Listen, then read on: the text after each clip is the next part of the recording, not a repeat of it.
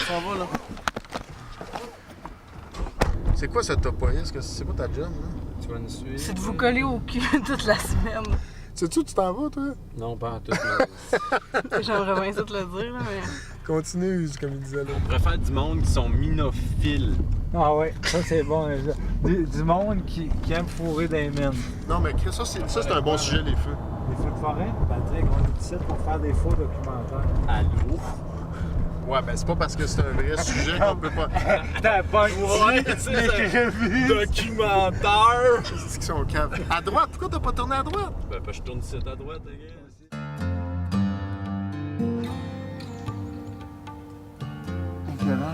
Ben là, je sais pas, mais il est tard, le soleil est levé, puis il y a du monde partout, fait que...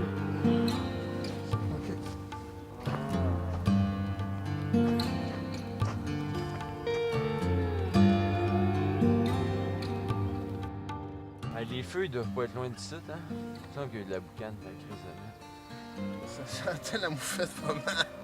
de lui. T'as senti ça, toi, avec? Je vais te chercher un chip, le gars. On s'en va, les gars. Let's go. C'est quoi tu veux, toi? Sel, vinaigre régulier, puis toi, qu'est-ce que tu veux? Bacon? T'es pas game. Bacon, t'es pas game, man. T'es pas game. Qu'est-ce qu'il fait? Ce qui est belge, man. Hey, on t'a dit 3 chips.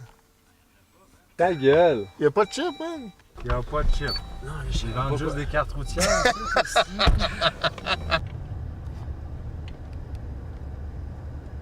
Ça, les vinaigres.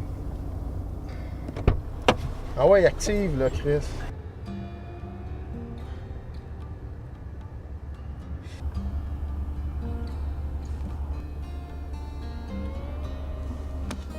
Qu'est-ce qu'il fait, là?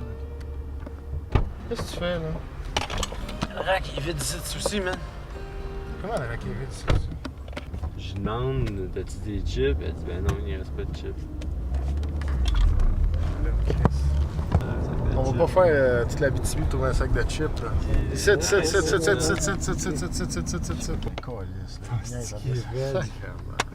Ici. Hey man, on a un film à faire! Sacrément. Comment il y en a pas? T'essaies-tu de me faire croire qu'il n'y a pas de chips dans tous les dépanneurs? Va voir, man. Il avait dit qu'il n'y en avait pas, aussi. C'est quoi le Chris, vous niaisez là? Non, je te dis, man. Je comprends ça comme sujet. On prend quoi? On fait une recherche, comme une Rouen, enquête pas de sur, chips. Ouais. sur la pénurie de chips. Ouais.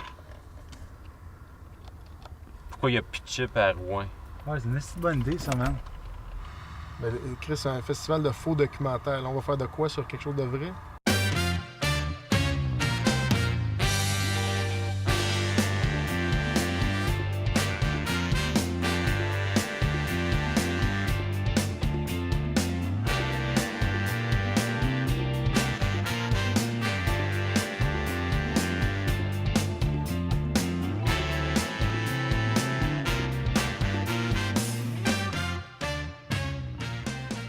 Là, moi, c'est avec mes chums, on cherche un sac de chips depuis une couple d'heures. On n'en trouve pas.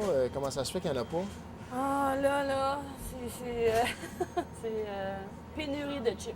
Vraiment, il y en a plus. Ce temps-ci, là, je vais te dire quelque chose, là, on a laissé après problème.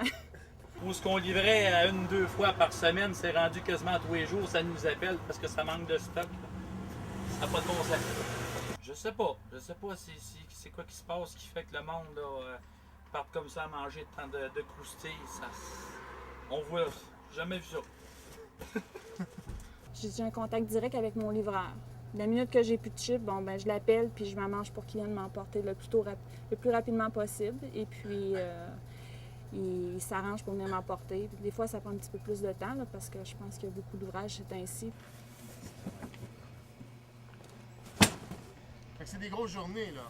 Ah oui, c'est épouvantable. Surtout des chaleurs comme qu'on a là, de cet incite, là, c'est quelque chose, mais c'est bon à prendre.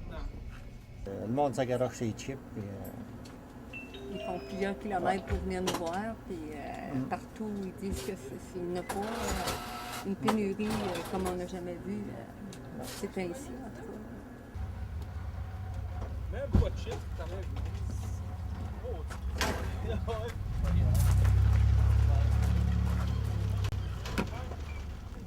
Colique, on a décollé de Cadillac, on a arrêté après ça, qu'on arrive ici, il n'y a plus de maudit chip, j'en reviens même pas, moi. Ben là, les gens, ils font quoi en attendant? Ils magasinent plus dans le coin, ils vont où? Ah, ils vont à Val-d'Or, il y en a qui vont même jusqu'en Ontario. En Ontario. On n'est pas loin d'Ontario, nous autres. Ça commence à faire de la route pour un sac de chips, là, ça. Ouais, mais quand ça prend ça, ça prend ça. Fait qu'un rack plein, là, comme là-bas, là, ça dure combien de temps une fois qu'il est rempli? Là? Ça se vide dans combien de temps?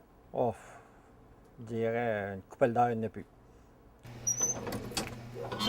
Ah, puis depuis que ça arrive, avant, jamais on barrait notre camion en Abitibi quand on faisait des services comme ça, mais depuis, on est obligé de le barrer, sinon on se fait voler. Fait que, on le tient barré.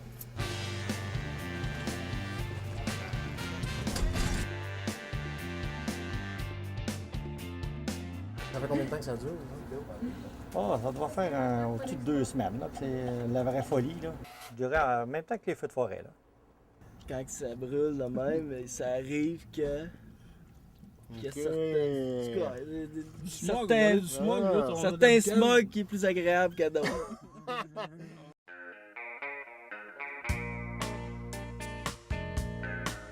Ici, on est d'Alembert, on est à environ 2 km d'un des principaux foyers d'incendie qui fait rage présentement. Il y a 15 foyers d'incendie sur 5 villages présentement, ce qui représente quand même une vaste superficie. C'est quoi les villages touchés, excusez-moi?